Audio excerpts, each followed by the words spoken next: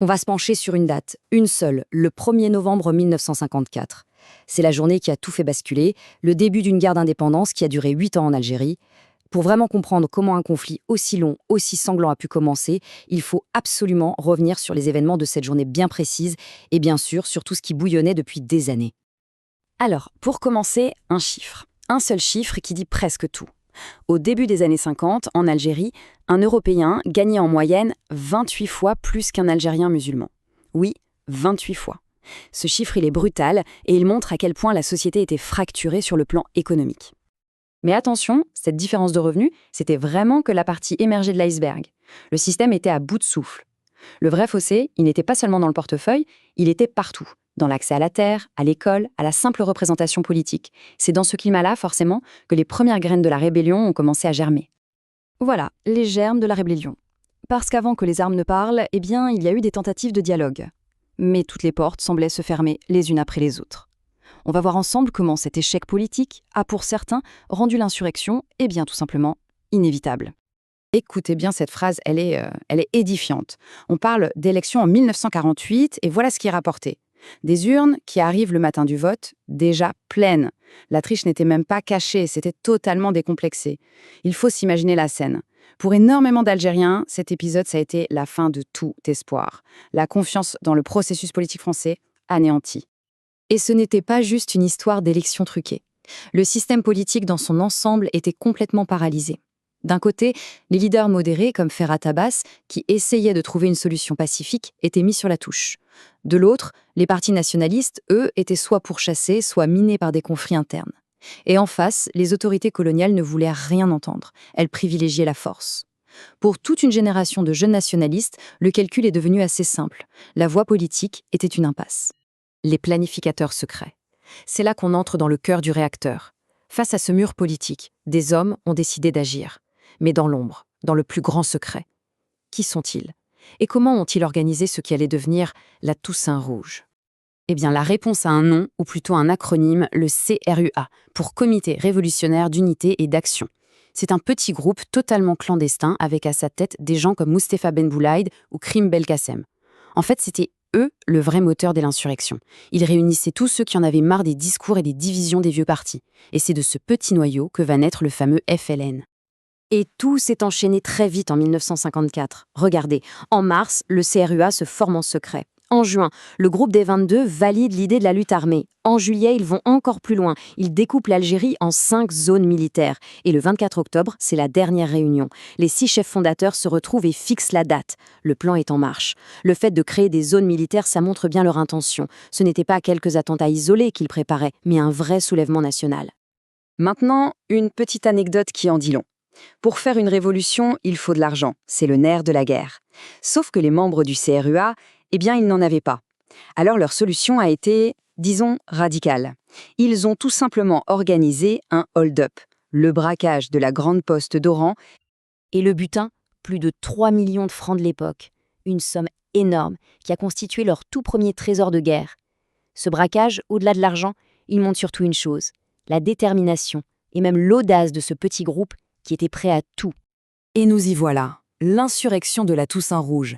On arrive à cette nuit fatidique, du 31 octobre au 1er novembre 1954. La Toussaint, une fête religieuse catholique, va basculer dans l'histoire sous un autre nom, la Toussaint Rouge. C'est le moment où tout explose. Ce qui est frappant cette nuit-là, c'est la coordination. Ce n'est absolument pas le chaos. Il faut imaginer, à 1h du matin précise, des dizaines et des dizaines d'attaques sont lancées en même temps partout en Algérie. Des montagnes des Aurès jusqu'aux grandes villes comme Alger ou Oran. Et les cibles ne sont pas choisies au hasard. Des gendarmeries, des casernes, des transformateurs électriques, bref, tous les symboles de la présence française. L'objectif était clair, frapper fort, partout, pour montrer qu'une nouvelle force organisée venait d'entrer en jeu. Et le jour même, pour accompagner l'action militaire, il y a l'action politique. Le FLN, le Front de Libération Nationale, sort de l'ombre avec cette proclamation. C'est crucial. Ils ne se revendiquent pas comme des terroristes ou des bandits. Non, ils se présentent comme un mouvement de libération qui appelle tout le peuple algérien à se joindre à la lutte pour une seule chose, restaurer un État algérien libre et souverain.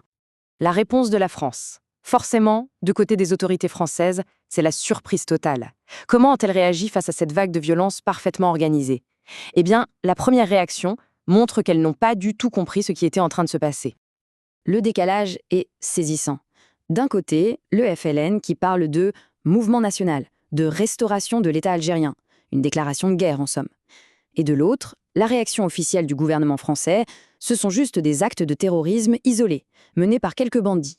On essaye de calmer le jeu, de rassurer tout le monde, mais en coulisses, on sait que c'est beaucoup plus grave. Parce que certains, au sommet de l'État, ne sont pas dupes. C'est le cas de François Mitterrand, qui est ministre de l'Intérieur à l'époque. Il le dit lui-même, cette simultanéité des attaques, ce n'est pas un hasard, c'est un fait grave et nouveau. Il a tout de suite compris que ce n'était pas l'œuvre de quelques agitateurs, mais bien d'une organisation nationale.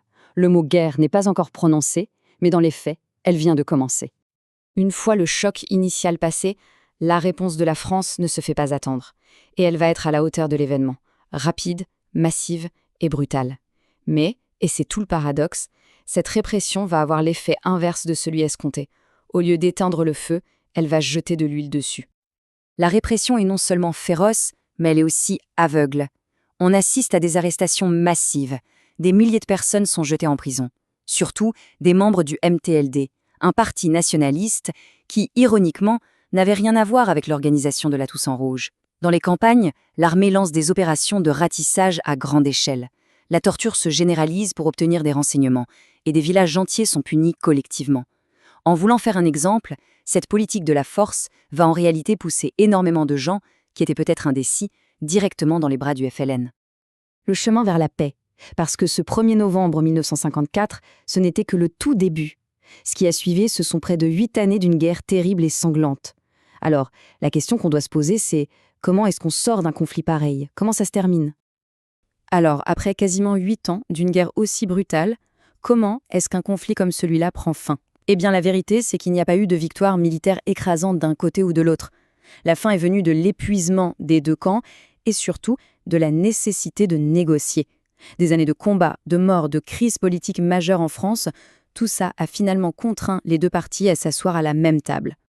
Et cette table des négociations, elle a abouti au fameux accord d'Évian, en mars 1962. C'est l'acte qui met officiellement fin à la guerre. Qu'est-ce qu'il y a dedans? D'abord, un cessez-le-feu immédiat. Ensuite, la garantie d'un référendum pour que les Algériens décident de leur avenir. Ce sera l'indépendance. Et puis, ça organise le futur, le retrait des troupes françaises, la coopération économique et culturelle, et même la concession de la base navale de Mers el-Kébir à la France pour une durée de 15 ans. L'indépendance est donc acquise.